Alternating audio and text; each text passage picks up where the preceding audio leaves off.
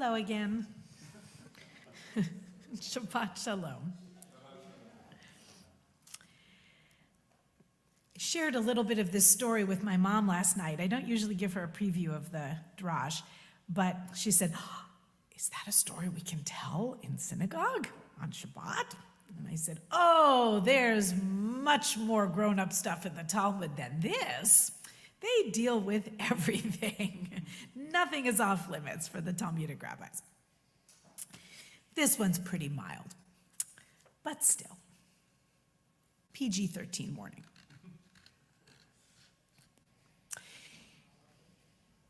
In the Talmud, tractate Menachot, page 44a, Rabbi Natan said, "There is no minor mitzvah in the Torah whose observance isn't rewarded in this world and the next. How much is the reward? Let us use the mitzvah of Tzitzit as an example." The Tzitzit that we learn about in this week's Parsha at the end of the formal portion, but we hear it all the time in the third paragraph of the Shema. Using the mitzvah of Tzitzit, Rabbi Natan tells this story. There was once a man who was meticulous in the observance of the mitzvah of Tzitzit.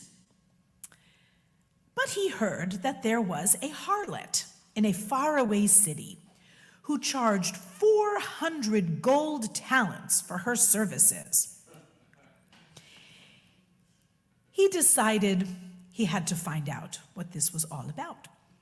So he sent her the exorbitant fee and set an appointed time to meet her. When he arrived at the appointed time, she had prepared for him 7 beds, one atop the other, 6 of silver, and the highest bed was made of gold. 6 silver ladders led to the 6 silver beds, and a golden ladder led to the uppermost one. The prostitute unclothed herself and sat on the uppermost bed, and he too joined her. As he was unclothing himself, the 4 fringes of his tzitzit slapped him in the face.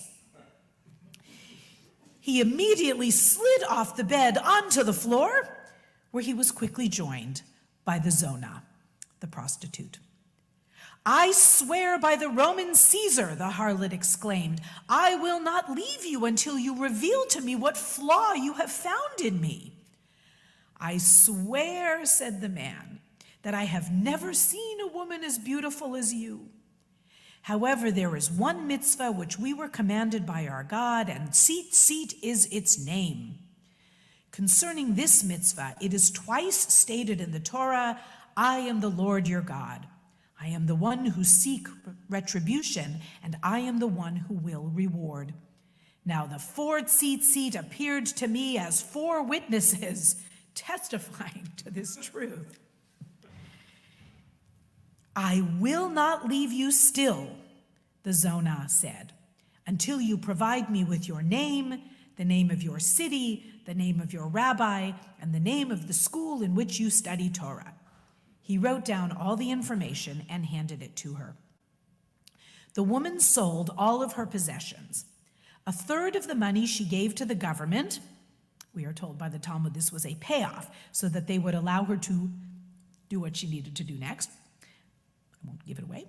1/3 she handed out to the poor, and the remaining 1/3 she took with her, along with the silver and gold beds. So she didn't sell all her possessions, clearly. And she proceeded to the yeshiva, which the man had named, the study hall of Rabbi Chia. "Rabbi," she said to Rabbi Chia, "I would like to convert to Judaism." "Perhaps," Rabbi Chia responded, "you desire to convert because you have taken a liking to a Jewish man?" The Zonah pulled out the piece of paper with all the information and related to the rabbi the miracle that had transpired with the tzitzit. Rabbi Chia proclaimed, "You may go and claim that which is rightfully yours," i.e., the Talmud says, the right to convert. She ended up marrying the man, and those very beds which she originally prepared for him illicitly, She now prepared for him lawfully. Such was his reward for meticulously observing the mitzvah of tzitzit, the Talmud says. And the reward in the world to come, the story ends, that we cannot even begin to fathom. Straight out of the Talmud. Now, the Talmud says a great many things. Some of them far more difficult to hear than that, but it's a wonderful little story that has, of course, as its center, not just the tzitzit, which is its ultimate point, but the role of the Zonah, the harlot. This week's Parsha has a couple of extraordinary uses of the word or the root Zonah, Zayin Nud Hey. They thunder in this Parsha with such a warning sound, such a castigating sound. And yet, in Numbers chapter 14, verse 33, a little after the reading for today, we learn that the punishment for the Israelites will be that they languish in the wilderness for 2 generations because of the incident of the spies, not because of the golden calf, as is popularly thought, but because of the spies. And what God says is this: your carcasses shall drop in the wilderness, while your children roam the wilderness or pasture in the wilderness for 40 years.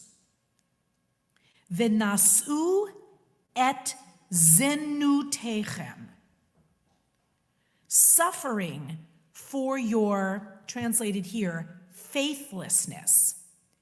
But the word is zenut.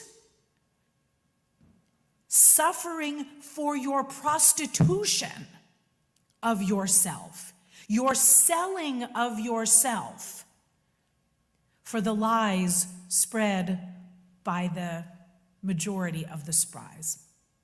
God uses the word zenut. Your descendants will have to sit here for a while because of your lusting after evil words. Not for nothing is the word zenut, prostitution, used here. And as if that weren't quite enough, in the paragraph with which you're all familiar, the 3rd paragraph of the Shema, which we recite out loud and did earlier this morning, kissing the tzitzit at each of the mentions of it in the paragraph. This is the last paragraph of Parshat Shalach Lecha. It's Numbers, chapter 15, verses 37 through 41. And in verse 39, we are told this: this shall be your fringe.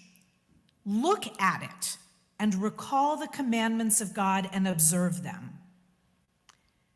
Why?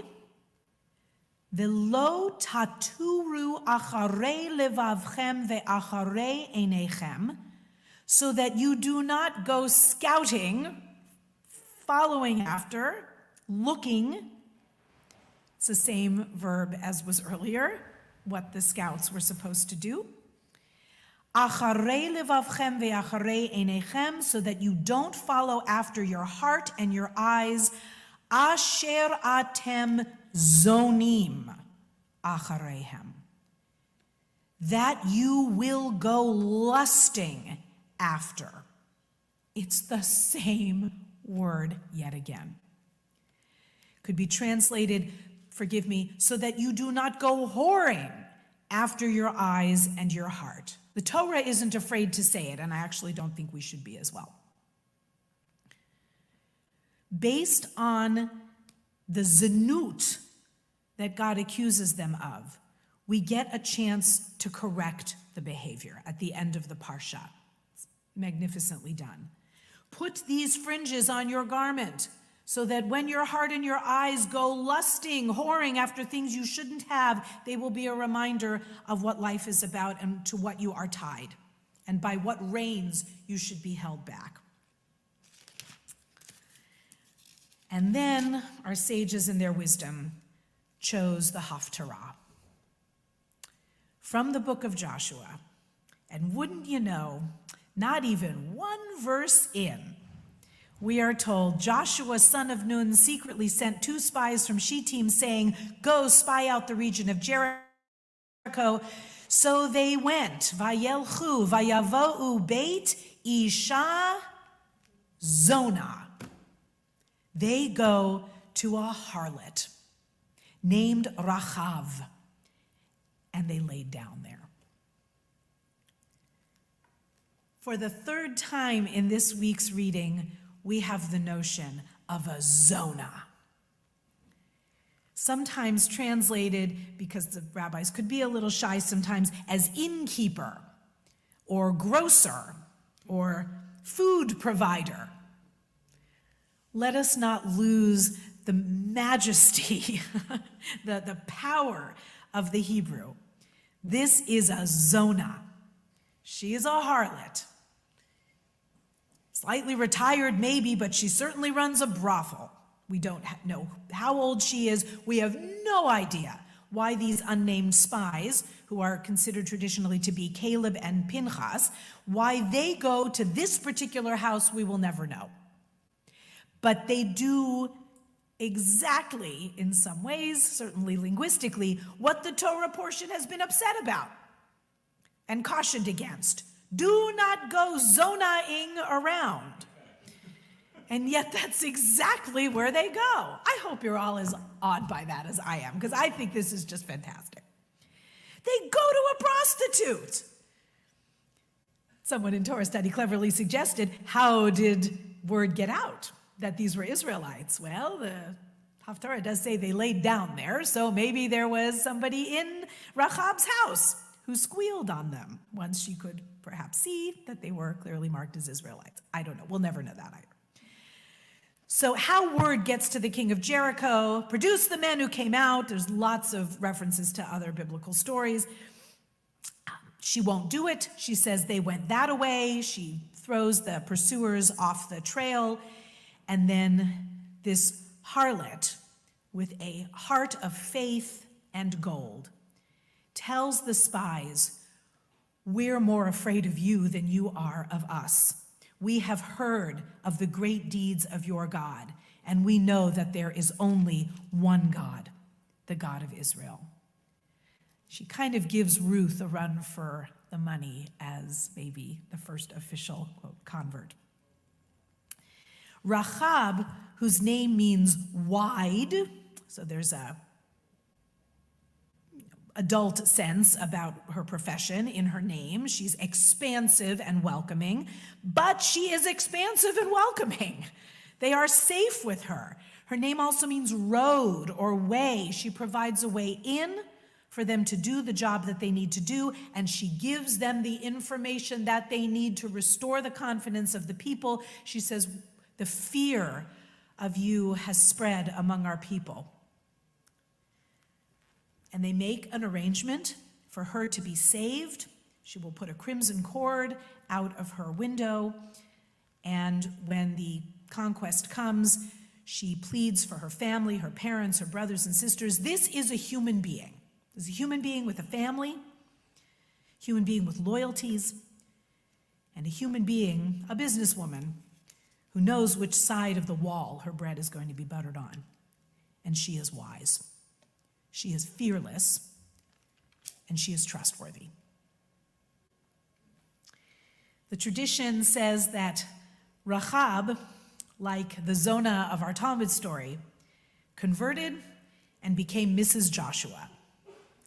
That maybe what they were going to spy out was a wife for Joshua, and tradition says that they married and produced prophets, including the great prophet of the exile, Jeremiah. This notion of redemption, of a Zonah, of the fact that though the Torah says wipe them all out, clearly they didn't. Arrangements were made private relationships were established, and this Zonah that we're told absolutely to avoid becomes the agent of moving Jewish history forward. She's a heroine, this Zonah. And I think what our Torah and the sages who chose this section for us are really finally hammering home in the best way possible, is to remind us that we might look at someone and assume we know their story. We assume we know what they're thinking and what they're going to do. They might even be a Zonah or something worse in our estimation. But the redemption of Rahab, the Zonah, in contrast to the Torah warnings against Zonahing, could not be more powerful. Do not judge a Zonah by her cover. Let your eyes and your heart and your faith be bigger than our lustful thoughts and our rush to judgment. We all do it. The Torah knows that we do it, and we're supposed to have these fringes on our garments to warn us against it. But in a haftarah with such power as this one does, let us be reminded that our eyes can trick us and our hearts can lead us astray. But in the end, we might be utterly delighted and surprised by who and what we discover. Shabbat Shalom.